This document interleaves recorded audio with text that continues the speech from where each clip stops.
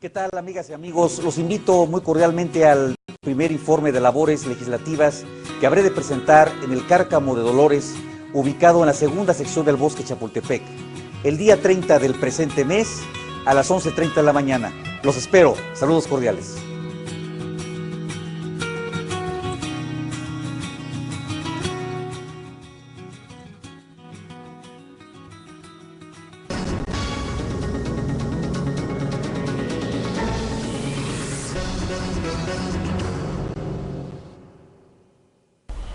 Queridos amigos,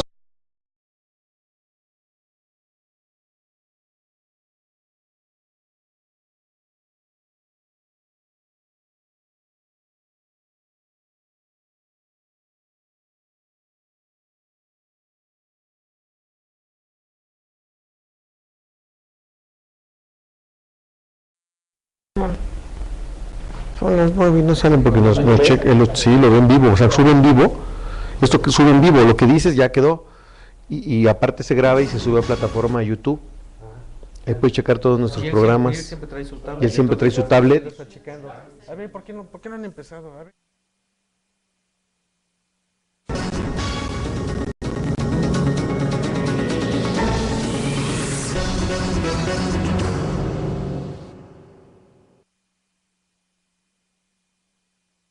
Una emisión más de su programa Pregúntale a tu abogado. Estamos transmitiendo desde el módulo del diputado Jorge Gaviño, quien es asambleísta a esta sexta legislatura. Acabamos de ver una invitación del diputado a la rendición de su primer informe de actividades legislativas y les quiero hacer extensiva esta invitación a todos los que nos siguen amablemente los días viernes a esta sección de tu programa Pregúntale a tu abogado. El día de hoy vamos a tocar un tema que es fundamental, toral, de vital importancia tanto para derechos humanos como para el derecho a la ciudad, el derecho de la ciudad. Para ello quiero presentar y saludar a mi amigo y coconductor, al licenciado Juan Mario Mondragón, para que nos haga la presentación del invitado que habrá de disertar los temas del día de hoy. Mario, muy buenas noches. Jorge, muy buenas noches.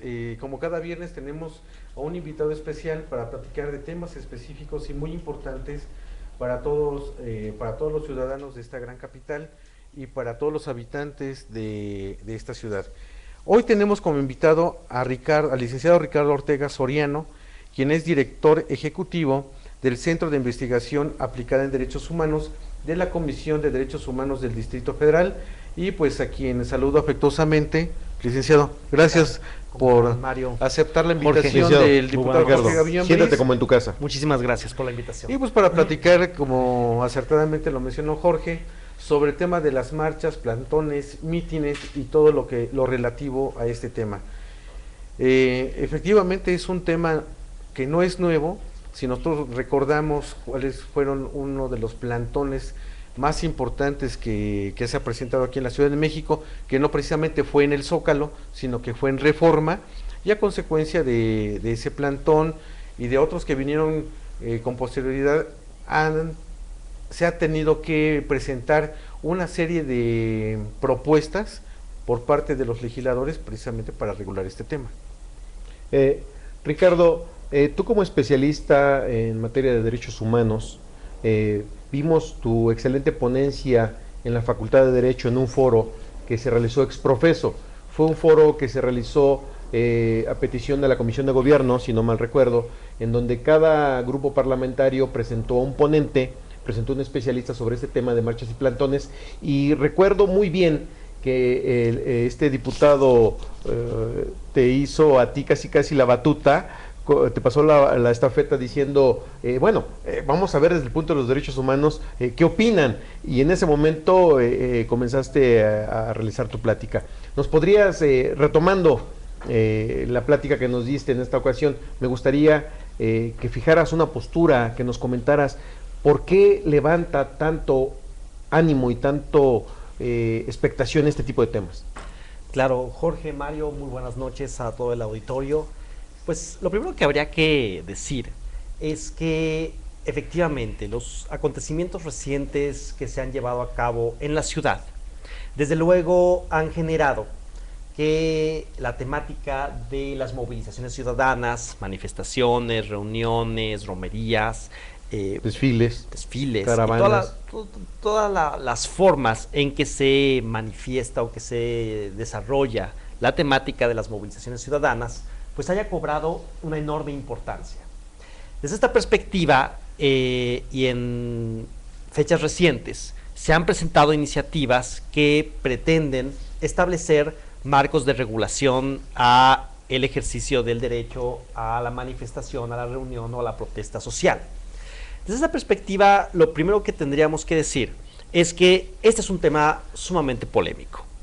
Y es sumamente polémico porque en el fondo de la problemática se encuentra una posible colisión entre diferentes derechos que al parecer entran en conflicto.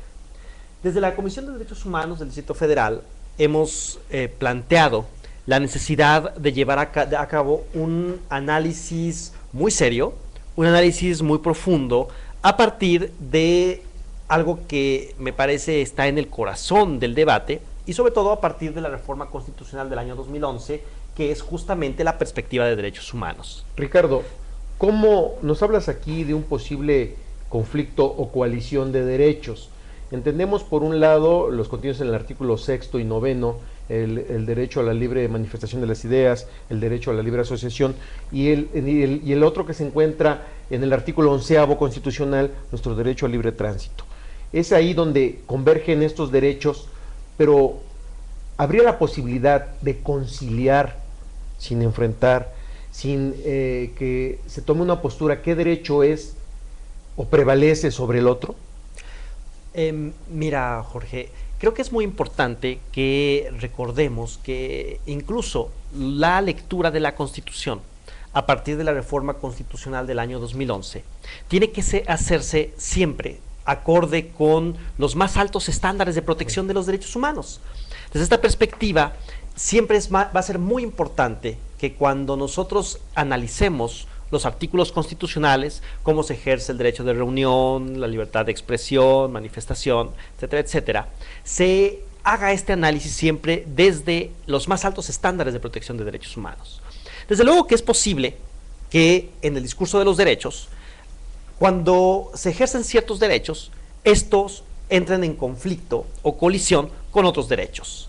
Sin embargo, la postura en materia de derechos humanos siempre nos lleva a no se vale adoptar decisiones que restrinjan de manera desproporcionada los derechos de las personas.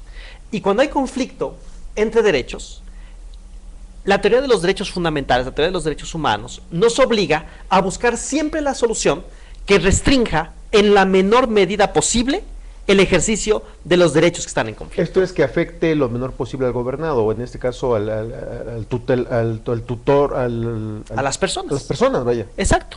Es decir, generalmente, sí, lo que se ha planteado cuando se habla del tema de manifestaciones es que muchas veces cuando se utiliza el espacio público para llevar a cabo actos de manifestación, pues desde luego que el ejercicio de este derecho puede ocasionar que otros derechos se vean afectados, es decir, restringidos. Se ven restringidos. Es inevitable que cuando en ciertas ocasiones se llevan a cabo el ejercicio de ciertos derechos, otros derechos puedan verse afectados. Sin embargo, esto me parece que no es algo que esté fuera de una sociedad democrática. Claro. En una sociedad democrática el ejercicio de los derechos en ocasiones entra en conflicto, pero también frente a este conflicto de derechos hay respuestas democráticas o respuestas autoritarias. Entonces, nosotros hemos visto también que al momento de proponer alguna iniciativa para regular estas manifestaciones, porque bueno, nosotros tenemos también una legislación que ahorita lo vamos a comentar, y como bien lo mencionaron hace un momento, entran en conflicto, pero también existen ciertos requisitos que nos marca la ley, por ejemplo el derecho de expresión, que menciona que está permitido realizar este tipo de libertades o derechos, salvo ciertas excepciones, y menciona, y hago un desglose, que es que se ataque a la moral, a la vida privada o los derechos de terceros. Otro que es que se provoque con esta manifestación un delito, o bien se perturbe el orden público. Hemos visto recientemente en las manifestaciones este tipo de se han rebasado esas excepciones constitucionales. Un ejemplo lo tuvimos con las manifestaciones Del que, primero de que diciembre. hubo en enfrente donde está el hemiciclo Juárez, y precisamente se tuvo que hacer una reforma pues para que estas personas o estos manifestantes pudieran salir bajo caución. Yo creo que hay que distinguir dos cosas. Uno tiene que ver con los ámbitos en donde hay el ejercicio de un derecho y otros casos en donde se puede llevar a cabo la comisión de algún ilícito. En ocasiones se piensa que el hablar de derechos humanos significa hablar de impunidad. Me parece que esta es una confusión que es incorrecto. importante aclarar, porque me parece que el discurso de los derechos humanos, desde luego, nunca está a favor de la impunidad. Claro. Y por el contrario, parte de las obligaciones que tiene el Estado mexicano conforme a los estándares más altos de protección de derechos humanos se refiere a que cuando alguien comete una conducta ilícita o comete un tipo penal, un delito, desde luego no cualquier conducta puede penalizarse, es decir, Claro. en un sistema democrático el derecho penal debe cumplir con ciertos requisitos. O sea, en una democracia puede haber dos, es decir, más bien debería haber un enfoque de derecho penal con orientación democrática. Es decir, el derecho penal de orientación democrática lo que nos dice es que no se puede establecer como delito cualquier conducta, sino solo aquellas conductas que más ofenden a la ciudadanía. La lesionen. Y además que el derecho penal es una herramienta de última Última ratio. ratio. Es decir, que no puede ser la principal herramienta de política criminal, ¿no? Eso significa que desde esta perspectiva no toda conducta puede ser susceptible de sanción en derecho penal.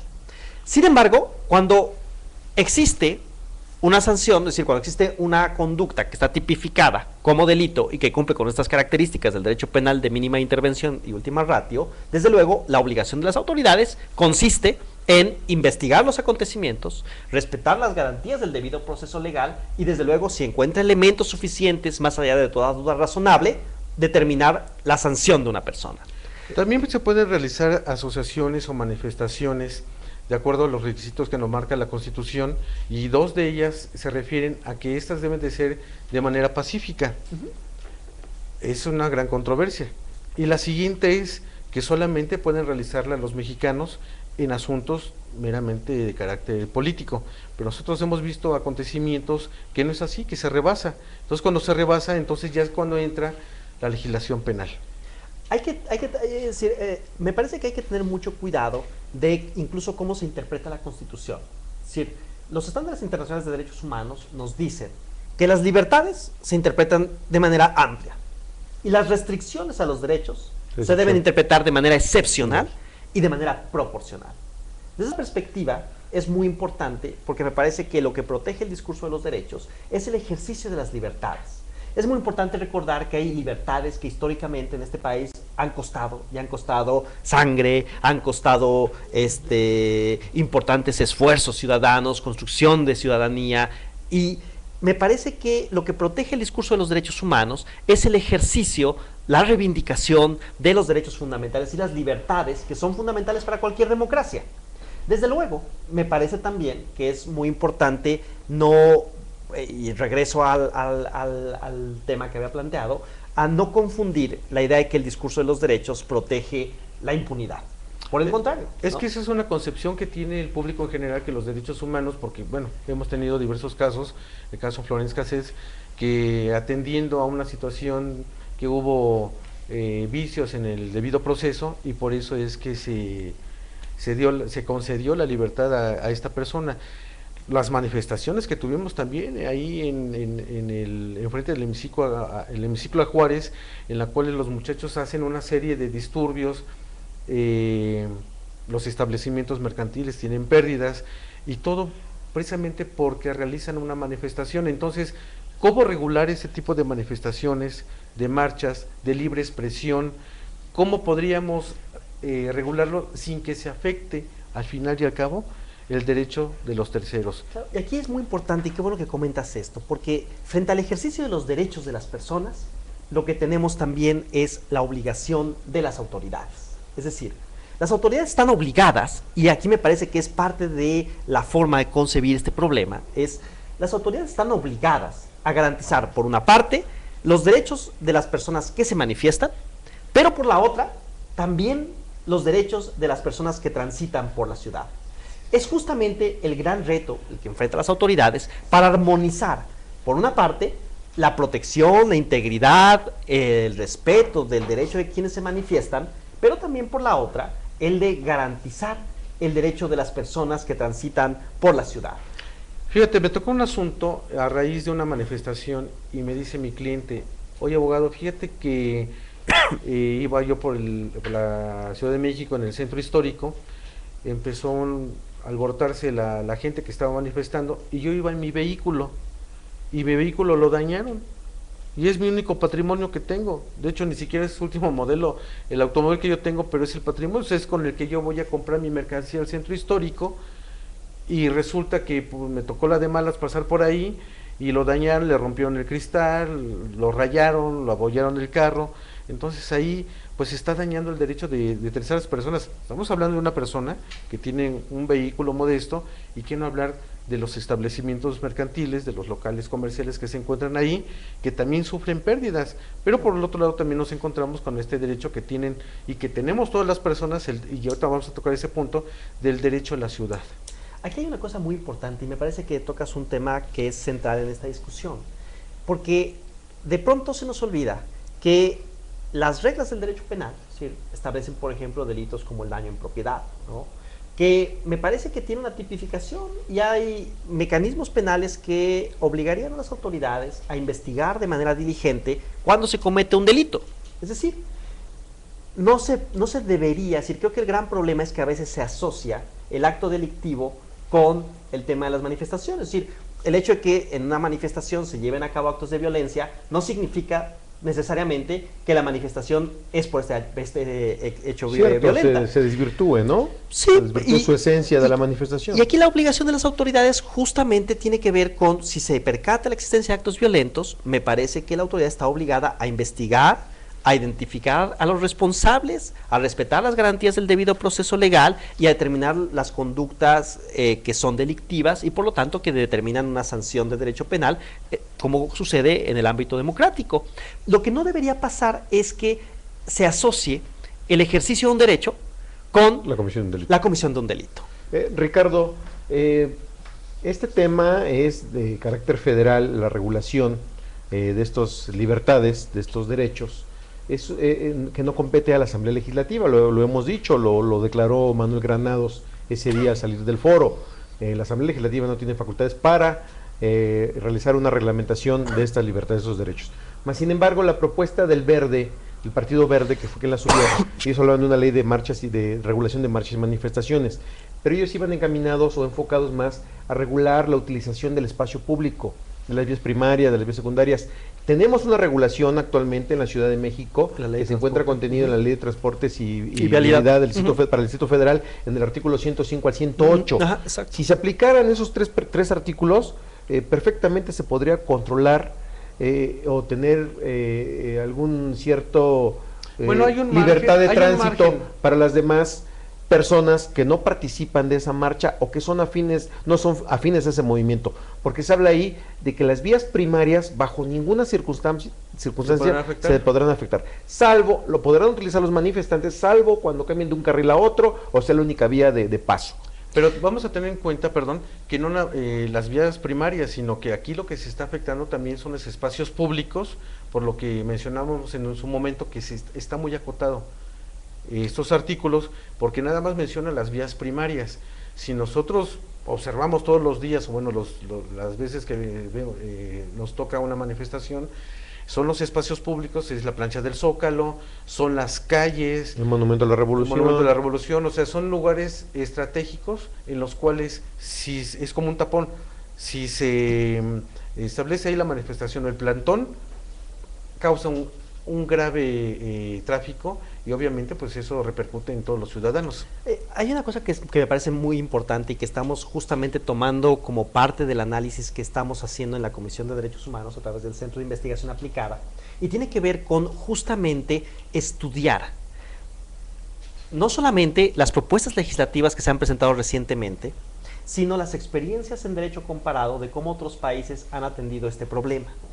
Desde esta perspectiva, lo que estamos analizando es qué tipo de enfoques existen en las legislaciones y cuáles de esos enfoques son compatibles con un régimen democrático. Nos llamaba la atención esta exposición que ahorita nos viertes, que algunos ponentes en este foro en el que estuviste manifestaban exactamente eso, que no todas las legislaciones de otras latitudes provienen de regímenes democráticos.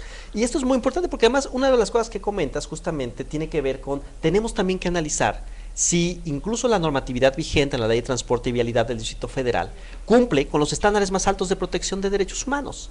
Y esto me parece que también nos debería llevar a, siempre cuando analizamos un problema de derechos humanos, es importante analizarlo de manera integral.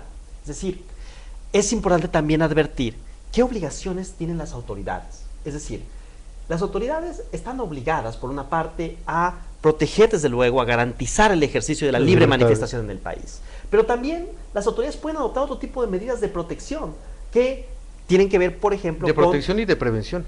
De protección y de garantizar, por ejemplo, los derechos de las personas que no participan en las marchas, es decir, a través de cortes viales, a la planificación de vías alternas, incluso medidas de seguridad no policíacas, por ejemplo, ¿no? A través de una manifestación es importante que también se adopten medidas a través de protección civil, por ejemplo, a través de la Secretaría de Salud y el establecimiento de medidas de carácter de atención en caso de emergencia. Es decir, Ricardo, hemos observado, bueno, es lo que a veces los medios nos han querido mostrar a la ciudadanía, que las protestas cada día se van radicalizando más, cada día son más severas, cada día son menos tolerantes, y cada día ya no son manifestaciones, son bloqueos.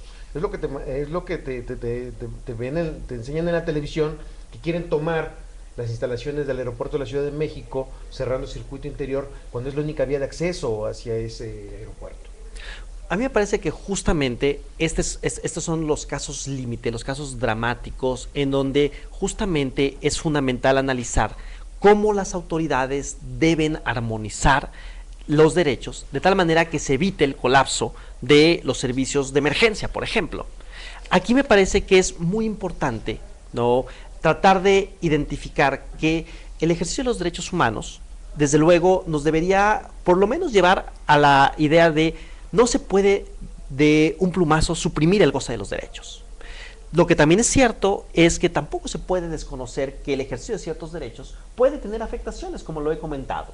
Sin embargo, las respuestas democráticas es justamente algo que estamos analizando en la opinión técnica que estamos elaborando. Es justamente cómo dar respuestas democráticas a un problema que también es democrático, porque también hay que reconocer que en buena medida, y algo que está quizá detrás, y si analizamos el problema de las marchas de manera integral, es que justamente las manifestaciones, la protesta social, no es más que el vehículo a través del cual se canalizan ciertas demandas que en muchas ocasiones no encuentran respuesta por las vías institucionales. Una evaluación integral del problema de las marchas también nos debería llevar a hacer una revisión integral de los canales institucionales a través de los cuales se traducen las demandas sociales. ¿Las manifestaciones son de última ratio? Pues yo no sé si sean de última ratio, pero son muestra de una inconformidad, son una forma en la que la ciudadanía logra traducir demandas públicas y que en muchas ocasiones, a través de los canales institucionales, no logran encontrar una respuesta adecuada. Si no hubiera alguna queja, pues no existirían las marchas o los plantones. O sea, es una manifestación que tiene la gente de protestar, de manifestar su inconformidad. También sobre este punto encontré un tema muy importante y es el relativo al derecho humano a la movilidad. Recordemos que nuestro país, que México como Estado mexicano, miembro de la comunidad internacional, pues ha suscrito diversos tratados internacionales. Claro. Y uno de esos tratados internacionales que tiene que ver obviamente con derechos humanos es la Carta Mundial del Derecho a la Ciudad. Recordemos que esta carta fue suscrito por el jefe de gobierno el 13 de julio del 2010, que establece una serie de normas, una serie de lineamientos en las cuales todas las personas tenemos derecho a la ciudad, al movimiento, no nada más los peatones, sino también los vehículos, el respeto a esta movilidad que vamos a tener día con día, y obviamente aquí están inmersas las manifestaciones y las marchas. Si tenemos un convenio de carácter internacional de hecho ya lo dijiste, la reforma del 10 de junio del 2011 sobre derechos humanos y todos los derechos humanos que tenemos y que están en la Constitución. Ya Jorge ya se lo sabe porque todos los programas ya, sí, hombre, Mario, ya se los memorizó. Es pregunta de examen. Es pregunta de examen, exactamente, en reactivos. Entonces, ¿por qué no se respeta? Esto es qué bueno que tocas este tema. Mira, nosotros desde la Comisión de Derechos Humanos del Distrito Federal emitimos es decir, presentamos este año el informe especial sobre el derecho humano a la movilidad, justo reivindicando un derecho de naturaleza colectiva que es el derecho a la movilidad. Sin embargo, a veces el gran problema es que pareciera que el principal obstáculo al derecho a la movilidad son las manifestaciones. Y esto me parece que es completamente falso. Es decir, hablar del derecho a la movilidad implica hablar de un problema integral política que tiene que ver con las políticas públicas claro, que adopta el Estado para garantizar que la plena movilidad del individuo, la plena movilidad de las personas, de la colectividad, de la sociedad en una ciudad. Entonces, decisiones, por ejemplo, asociadas a no solo temas del transporte público, porque incluso una de las cuestiones que analizábamos cuando elaboramos el informe de derecho a la movilidad es que históricamente el viejo paradigma del tema de transporte es justamente restringir el problema a vehículos, el problema de transporte. Cuando hablamos de movilidad, lo que decimos es que el acento no está en los transportes, en los vehículos, sino en las personas. Y esto me parece que significa que el Estado está obligado a garantizar políticas públicas que garanticen que las personas tengan una adecuada movilidad. Y esto tiene que ver con esquemas de intermodalidad, es decir, esquemas de transportación distintos al automóvil, que tanto se adoptan medidas de política pública que privilegian el transporte público sobre el vehículo particular. Y si nos damos cuenta, en el amplio espectro del ejercicio del derecho a la movilidad, la restricción del derecho a la movilidad por el tema de las marchas es de veras un tema bastante reducido. Ricardo, te quisiera hacer una pregunta. Hablando de movilidad, derechos humanos y manifestaciones, hemos visto una política regresista, desgraciadamente, en materia de movilidad, en donde se han beneficiado con segundos pisos a los menos que a los más. Se debió de haber hecho metro. En un sexenio de un señor de Tabasco no se construyó un solo metro de metro. Es una de sus críticas, más sin embargo se construyeron segundos pisos beneficiando a un sector de la población menor que los que utilizamos el transporte público, por un lado. Por el otro, con estas vías elevadas de pago, quisiéramos ver que alguien pretenda manifestarse en estos segundos pisos. No hemos visto no hemos visto quién le ponga cascabel al gato. Luego entonces, el ciudadano que puede pagar, el ciudadano que tiene las posibilidades, va a llegar temprano a su trabajo, pues me voy en el segundo piso, me libro de manifestaciones, de plantones, de marchas, y allá abajo, pues ahí que se manifiesten. Justo una de las recomendaciones que hicimos en el informe especial sobre el derecho a la movilidad tenía que ver con la necesidad de repensar las políticas que justo privilegiaban el uso del vehículo particular para establecer mecanismos que privilegiaran el uso del transporte público. Desde luego esto tiene que ver con un enfoque integral. Hay por ejemplo, después el informe de derecho a la movilidad surgió después del intercambio de puntos de vista con especialistas, algunos provenientes de ciudades como Medellín, Bogotá, Curitiba, que han sido experiencias exitosas en materia de movilidad. Y justo buena parte de estas recomendaciones lo que nos decían es: tenemos que repensar las políticas públicas de transporte en el Distrito Federal, para no hablar de transporte, para hablar de movilidad, que implica hablar del peatón, de las calles, de los ciclistas, de los espacios públicos. De hecho, ya hay personas con discapacidad, de los automóviles oficiales y ambulancias. Un primer paso es que también se está en el gobierno de la Ciudad de México dando la facilidad pues para que las personas se muevan a través de la bicicleta.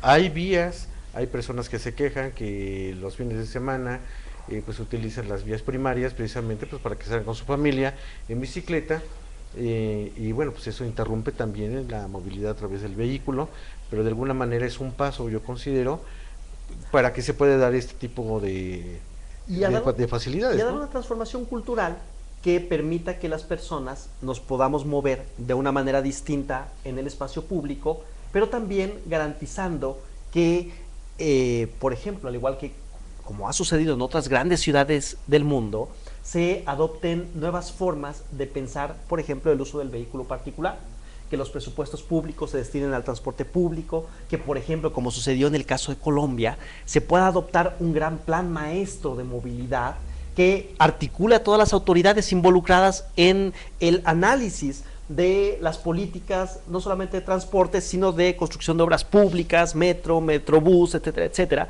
de tal manera que se pueda garantizar el acceso integral de las personas a los diferentes tipos de transporte. No, de hecho, la Ciudad de México va a pasos agigantados. Estamos hablando que en el 2050 estaremos codo a codo con Puebla y codo a codo con Querétaro. Nos convertiríamos en una metamegalópolis, lo cual significaría tener un desarrollo metropolitano de carácter integral y garantizar la movilidad de ese cúmulo de personas. Me acuerdo cuando era yo niño y salíamos de viaje, llegamos a la caseta de Puebla y yo decía, ahí era ya puros llanos. Decía, el día que yo vea aquí casas, se acabó el mundo.